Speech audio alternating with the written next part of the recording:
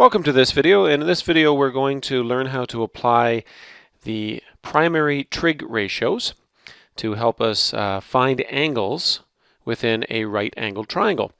And you may know the memory aid, which we can use when we're dealing with right-angled triangles, and we'll just write it right here. It is SohCahToa.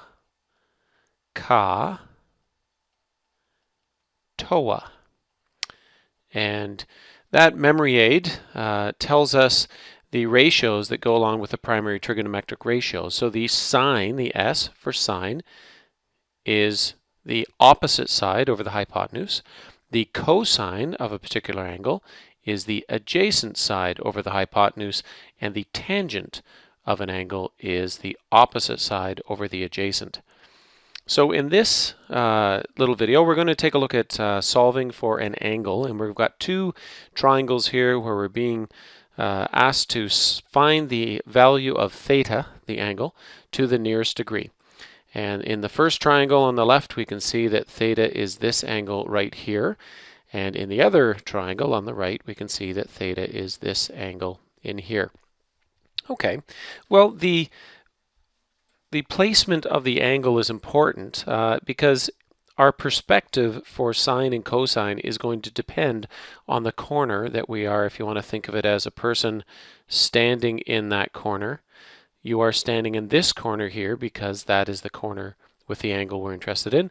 And in the other triangle, we can think of a person standing in this corner, and that is the perspective that they are looking at the rest of the triangle from in this corner. And why do we need to know that? Well, we need to know the perspective because we want to label the three sides of the triangle as opposite, adjacent, and hypotenuse so that we can then use SohCahToa to help us solve for the angle. So the first thing we're going to do is we're going to label the sides of this triangle and also label them for the triangle on the right. And when we're labeling them, the first one to start with is the easiest one, and that is the hypotenuse. And the hypotenuse is the longest side, and it's also the side that is pointed at across from the 90 degree. Here we can see that the hypotenuse is the length of side 33, or the side with length 33 rather, and again it is pointed at by the 90 degree. Okay, well, what about the other two sides? Well, the opposite side is the side that is opposite the angle that we are interested in, or the corner that we are standing in. So in this case, on the left, the opposite side would be the side with length 4, and in this right, or the right triangle on the right-hand side, the opposite side is this side here at the bottom. The remaining side is the adjacent side, and you'll notice the adjacent side touches the angle that we are standing at. So the adjacent is adjacent beside that side, and that means that this is also the adjacent side. If you want to think of a little memory aid, you can just think of a person standing in the corner, and the person would hold hands with the hypotenuse and the adjacent side, and here the person's hands would hold hands with the hypotenuse and the adjacent side. It would not hold hands with the opposite side. Okay? All right, well, let's go ahead and come up with a solution here. So let's focus on the triangle on the left first. We're being asked to solve for this angle theta, and we are being given the angle or the side lengths of two of the sides. In fact, we have the opposite side and we have the adjacent side. And if I look at SohCahToa, opposite and adjacent are associated with the tangent. T-O-A, Toa, there's the opposite and adjacent. So that means that I can write the tangent of angle theta is going to be equal to, well, we know it's the opposite side over the adjacent side. Okay, well, let's replace the O and the A with the actual lengths of the sides. So the opposite side is 4, and the adjacent side has length 13. Okay, so the tangent of angle theta will have the value 4 over 13.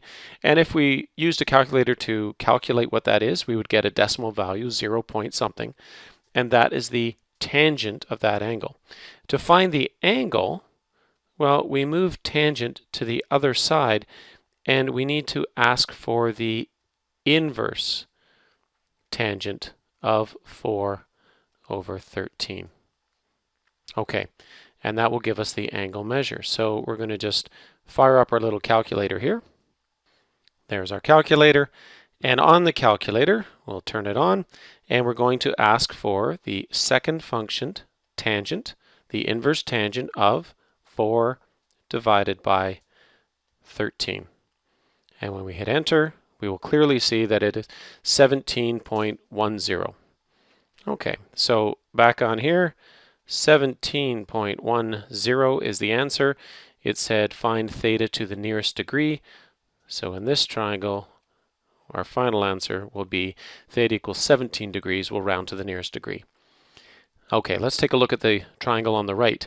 The triangle on the right, if we're standing here in this corner with theta, we already have the adjacent side, and we are also given the hypotenuse side, A and H. If we look in our ratios, cosine is the adjacent side and the hypotenuse. So on this one, we're going to have to ask for the cosine of the angle. Those are the two sides that we know, the adjacent and the hypotenuse. So we will write them as 17 over 33.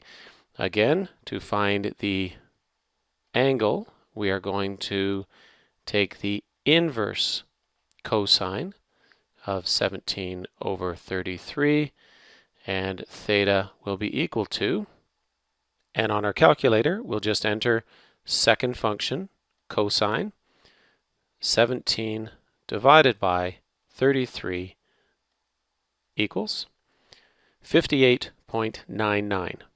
So 58.99, we're asked to round to the nearest degree, so our answer here will be 59 degrees. Okay, so that's how we can use the primary trig ratios of sine, cosine, and tangent to solve for an angle in a right angle triangle. And just remember, it must be a right angle triangle for to use this technique.